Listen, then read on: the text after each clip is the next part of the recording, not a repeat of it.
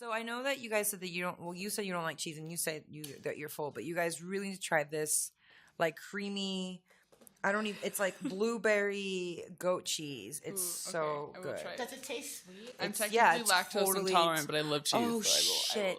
No. I eat it anyways all the time. I had cheese a night for one girl who's lactose intolerant, No. and another one who doesn't like cheese. Yeah. I eat tons. Weezie dies. Come away with me in the night.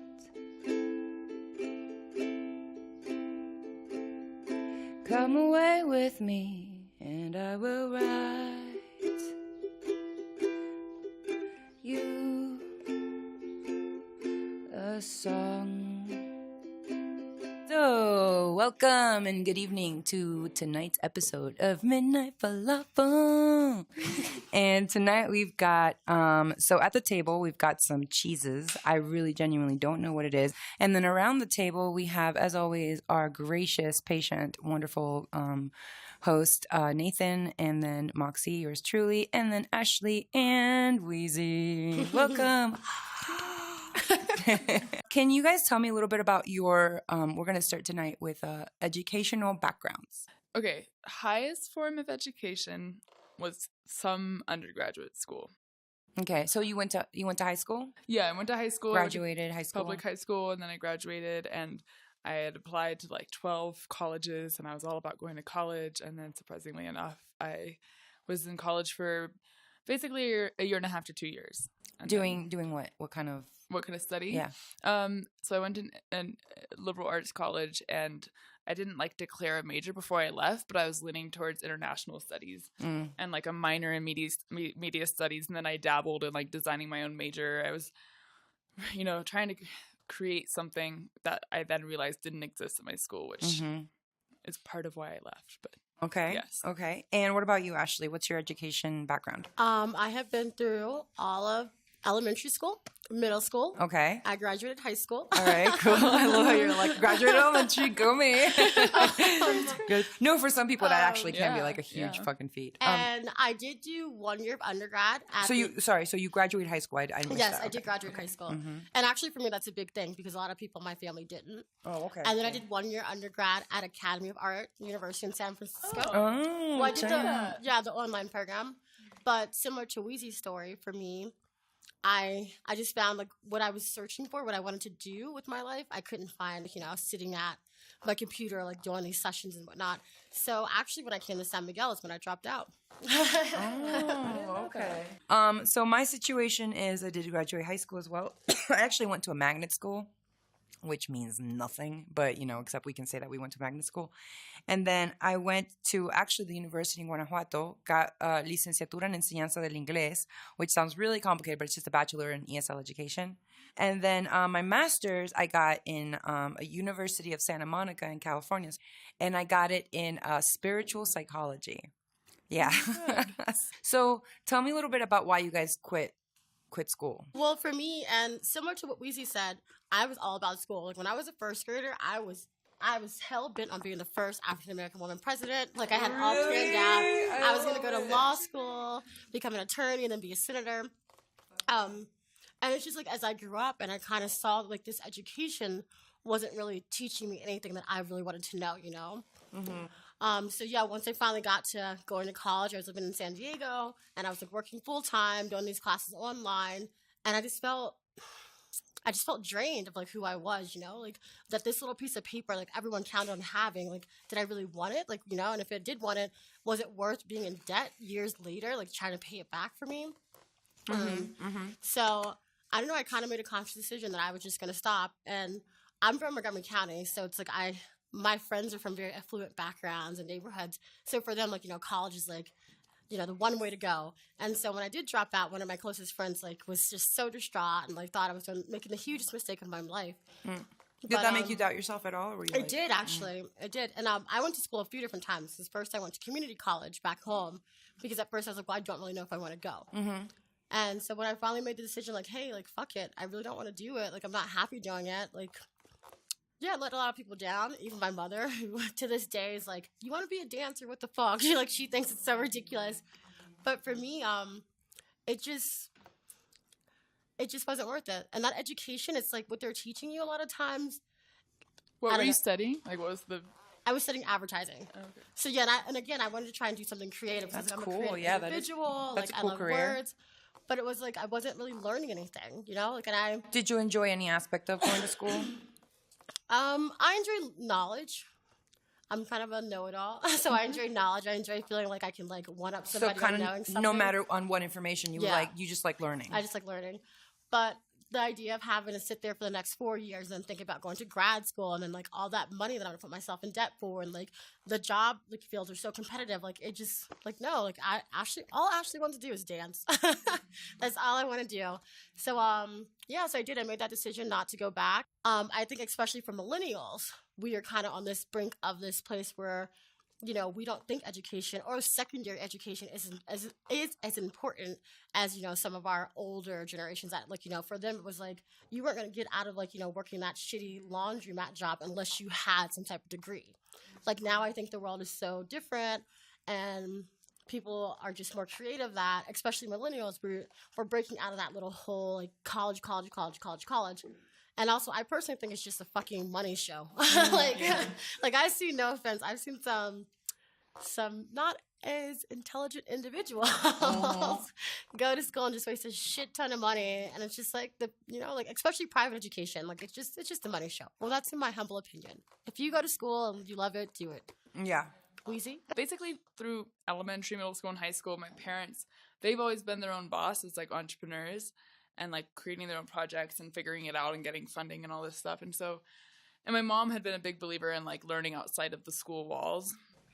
Yeah. Nice. Yeah. And so my wow. parents would like take me out of school to like go on business trips with them or like go to conferences. And then I'd go to conferences with them and they'd be like, you need to, create a project where you interview 5 people here at this conference about this subject, you know?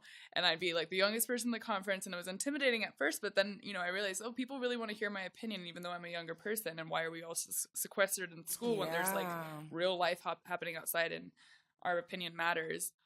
When I was in like middle school and high school, like I took schooling seriously, but I wasn't like my friends who were like, I need to get a 4.0 and above, and I need to go to Harvard and like all these things. Because to me, I was like, it's more about, I threw myself into extracurriculars more of like my passions. And if my grades suffered a little bit, I was like, okay with that. But at the same time, like I said, I applied to 12 schools. I took it really seriously. I was like, I have to choose the best college. And then like when I chose my college, I was just sort of overwhelmed. I was like, I don't really know which one like I would excel in. Like I knew a general, like I wanted to study international studies. I wanted to learn languages and all these things.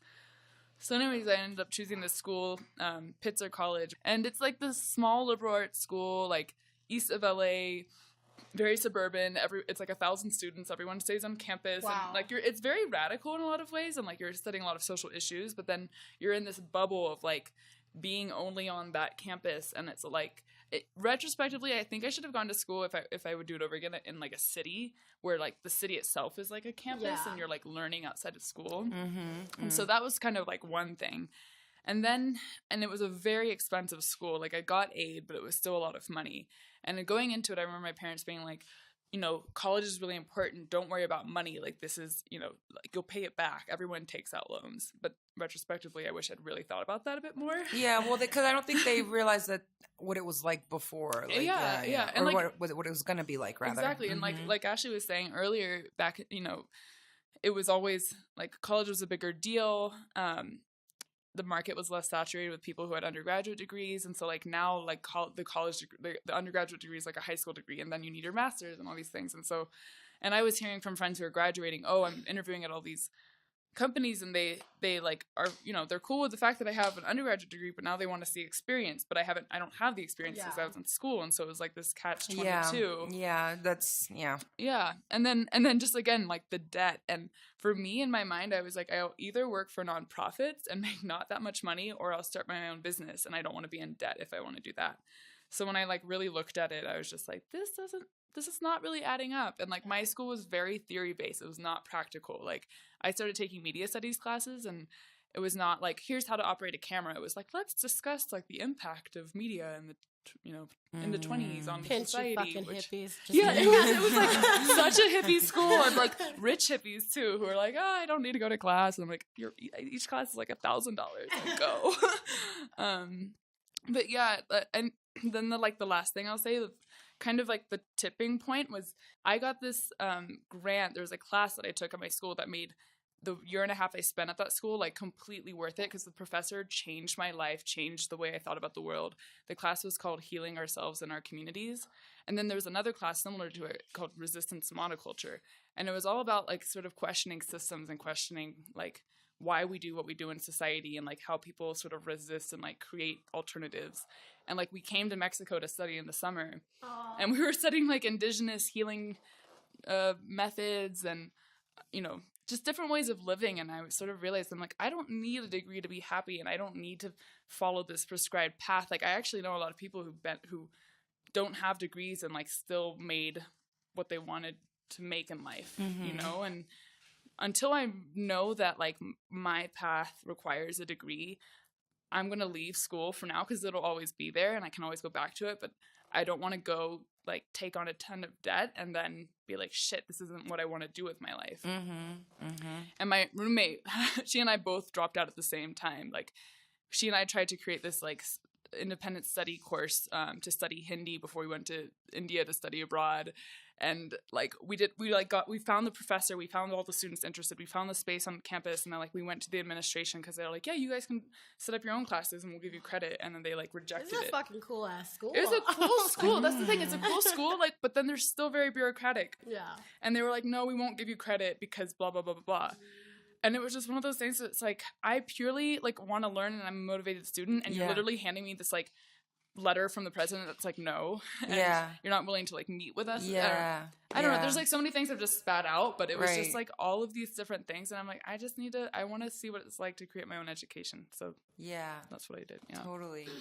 So as a follow-up question, do you guys have you ever felt embarrassed or judged or uncomfortable about maybe not having like a full degree or whatever, or based on something that the other person might be judging you on? Oh, definitely. Do you feel embarrassed when that happens? Definitely. There are still some instances. Well, yeah, I do. And like I said, with a lot of my good friends back home, like, you know, when I go back home to visit them, and the parents like want to ask you, what are you up to? Like, you know, like, what about like, you know, how's school going? And I'm just like, like, and you kind of get like a face like, you know, like, what? You're not going to school? Like, what are you doing with your life? And actually here in San Miguel, people always ask me, are you studying, sweetheart? Yeah. Are you studying? I get that too. I'm like, I'm not doing anything but playing with hula hoops. But I love it. I'm getting to the point now where that's just about like you being sure of yourself, and knowing like, even though like that's their projection. Yeah. Like, you know, that's something that was put into their mind. And like the older I get, the more I'm like, you know what? Like, no, I don't go to school. And I'd rather people ask me why. Like, you know, why did you make that choice? So I can have a chance to explain myself, because, you know, school is not for everyone, or secondary education. Because I think everyone needs to at least get like a little bit of schooling. Like a little bit. Like, education is good. Education is good. It's just maybe the way that they manifest the education system might not be the most comfortable for everybody. But no, I mean, even for this podcast right now, I was going to say I want to go last, because I was going to be like, oh, I'm a little intimidated by how many degrees Weezie might have over here. And then Nathan comes over like, well, I fucking... He's a master Nathan. We've got master Nathan over here. So he just took the whole, he just wiped all the table with all of us. I was like, all right, I just got some like new age hippie fucking masters over here. So when you guys initially started to go to school, did you feel like the reason why you were going to school had something to do with your career? Like, was it, I have to go to school because this is what I'm gonna work in my life? Or was it just like, no, I'm going to school because that's that's what I do? Or why was it, you know, like in regards to career, when did you start thinking about your career? Yeah, like your next step, like what you're gonna do after school? Like, I don't know. I was definitely one of those kids that was always thinking about, like, what do I want to be when I grow up? And I, like, started with, I want to be an airline stewardess because then I can travel the world. Like, that was my thing. And then I wanted to be a camp counselor because I just loved camp. And I think there's, like, still... Those are great. Those are all things I wanted to be at some point. Yeah, no, it's fantastic. And, yeah, no, I think for me... A stewardess in a camp. airplane. Let's just combine. It's just like you're just flying the children back and forth for like a week, you know, and that's all, and that's the summer camp, and you're just sitting there like, God, that would be it. That I feel like that's a horrible idea. Sorry, it could work. I don't know. I feel like there were three things in my mind. It's like one, my parents were both like political science majors and worked in DC after college, more like activists, and college was like a time for them to like really expand their minds and become like responsible global citizens, you know? So part of me was like, okay, I see school as this thing that's like teaching me to be a responsible citizen, an informed citizen, which it did in some ways, but then you can get that from books nowadays and like reading the newspaper and everything else. But yeah, I guess, I don't know. I came from like a pretty hippie-ish family where they were like, study what you want and like don't worry. Nice. You don't have to have a profession that like makes a ton of money, and you know. But at the same time, like I really love that I came from a family with that way of thinking. But at the same time, retrospectively, because of the cost of college in the U.S., I almost wish I'd had more pressure to be like, if you're going to go to college, if you're going to go into debt, study something practical, study something marketable. Yeah. And like, I didn't really do that. And my brother, like, he just graduated from film school, and like, film is so like these days, whether you're, you know, working in Hollywood or even just like working in commercial advertising, it's like everyone wants people who can make films. Yeah. Yeah. And I'm like, damn it, I should have, you know, something practical. Yeah, done something more practical. So I don't know if that answers the question, but that's my. We kind of have it's funny, we have a very different, like from our parental view, because for me, growing up as an African American in the U.S., school is like the only way to get ahead. So like I had so much pressure, you know. And my mom nor my father graduated from high school, and actually only me and my little sister out of 5, my mom's kid, graduated from high school. So for them, like, you know, going to college is like, oh my God, you need to go to college. Like, oh my God, the white man, like, you know, you're never gonna get anywhere unless you have this degree. So it was, I don't know, I had a lot more pressure. And like I said, even to this day, my mom is still kind of like, what the fuck? You know, like you let her. Right. But it's also because her way of thinking. And I mean, I understand for them, like, especially for my grandfather, like his biggest thing was get an education and just do the best you can. That way, you know, that's the best way to get back at the white man. Sorry, I'm not like. No, I mean. No, but we're not saying white people, we're saying the white man. Yeah. Like, I want to get back at the white man too, to be totally honest with you. My grandfather grew up in a Nathan wants to get back at the white man too. take the motherfucker down. But my grandfather grew up in a very different era. So, I mean, when I was in elementary school, he would go every quarter to check the newspaper to see that my name was on president's list or principal's list, you know? Goodness. Because for him, that was like, oh shit, you're going to make it out of here. Like, you're going to make it out of here. Wow. No, it is. Yeah. Okay, so when I left school, I was like, I don't want people to think that I'm lazy and just can't do it. So I created this project, and I was also just sort of interested in like, okay, like people who've left school, like how did they do it after they left school? So I created this blog where I like interviewed people who'd either left school or just like created their own education and like created profiles of them. Yeah. And then like my blog also had like resources for people. Like if you leave school, here's how to like Have you ever seen her website? No, have you seen it? Yeah, I've sent it to you. Yeah. That's so It was called the Eduventurist Project. I made business cards. It was called the Eduventurist. Like the Adventurist, but it was the Eduventurist. Oh my God, it's so good. And I went to conferences and I handed out my card and I was like, can I interview you? And so my mom's like conditioning me to go to conferences sort of worked. Love it. Yeah. But anyways, there was a moment because I was kind of like, yeah, I'm a college dropout. Like at first I was like at first I was owning it. I was like, I can learn on my own. And then I remember I was interviewing this one woman who was like a total boss in what she did, and she never finished school for like a lot of similar reasons. Like financially, she couldn't afford it. And then she was like, I remember her telling me, actually, she emailed me after the interview and she's like, you know what? I'm actually really nervous to make it known that I don't have a college degree. So can you change my name and not include my picture? And it was the first time I was like, oh, so this person who I'm like, oh, you've made it, you're fine, is still self-conscious about the fact that she doesn't have a degree. So that kind of was like a moment for me where I was like, oh shit. And then I don't know, it's like, I still somewhat am like, yeah, no, I didn't finish school. And I'm like proud of it because I'm like, I really do think there's too much pressure for young people these days. For sure. To go if it's not like right for them and if they can't afford it and then they just like get we're still following over. Like an old belief system with an in pattern with our dichotomy or whatever with the whole education system where it's like go to school, get a degree, get a career. Like I started looking at all these other alternative education models when I left school. Like how do other countries do it? How do other organizations to it, you know. And there was this like one program I found in Amsterdam that was like a course, I think at the University of Amsterdam, that was, I forget what it's called, but it's all about learning how to learn. Because when you start at kindergarten and everything's structured and everything's handed to you and the teacher outlines the assignments for you and the teacher, you sit there and you're docile and you're like, follow the process. And then you graduate and then you're in the world and you're like, now I have to do it to myself. And like, how do you develop a culture of like continuous learning, and how do you like teach yourself?